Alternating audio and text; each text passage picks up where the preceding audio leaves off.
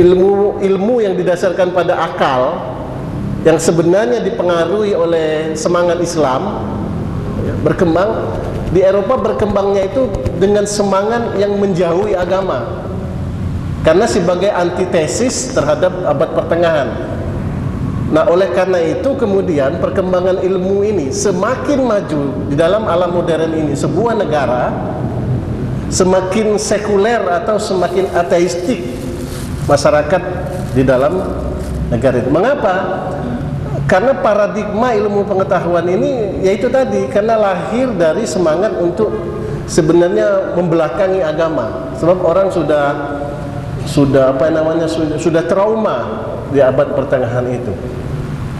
Sehingga ada doktrin di dalam, yang saya kira yang sering di dalam umat Islam juga sudah kemasukan ini. Jangan dicampurkan, ini urusan agama, ini urusan ilmu gitu. Sehingga ada wilayah yang berbeda seolah-olah. Kalau wilayah agama tidak boleh pakai akal sepertinya, kalau wilayah ilmu tidak boleh pakai keyakinan. Itu yang terjadi sekarang.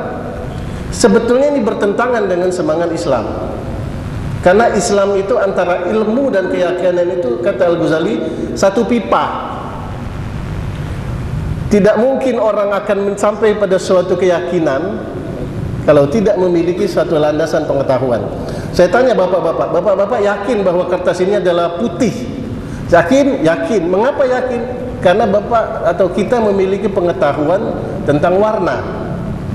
Kalau kita tidak memiliki pengetahuan tentang warna, maka tidak mungkin kita akan sampai pada sebuah keyakinan bahwa warna ini adalah putih. Nah, itulah contoh sederhana tentang wilayah pengetahuan itu sebenarnya satu. Oleh karena itu, ketika umat Islam tidak menghargai atau tidak mencerdaskan dirinya, maka Islam itu akan terpuruk. Itu sudah pasti. Karena sistem Islam yang canggih ini tidak kompatibel dengan penyandangnya. Nah, itulah yang terjadi sekarang. Ibu-ibu dan bapak-bapak sekalian, ada, kalau nggak salah dulu saya di SMS oleh Pak Hatta, dia menggunakan istilah rasionalisme dengan materialisme. Ini saya klarifikasi dulu. Biasanya di dalam konteks pembicaraan, kalau kita berbicara dalam konteks epistemologi tentang ilmu pengetahuan, maka orang itu akan memasangkan rasionalisme dengan empirisme, di mana mengatakan bahwa ilmu pengetahuan itu semuanya berasal dari rasio dan potensi ilmu itu sudah dibawa sejak lahir. Jadi pengetahuan itu seperti pohon kelapa di dalam biji kelapa. Nah, jadi begitu juga, iman juga begitu. Ini rasionalisme. Sehingga pengetahuan itu akan lahir kalau dia ketemu dengan stimulus. Sedangkan empirisme mengatakan tidak. Manusia itu lahir seperti kertas putih.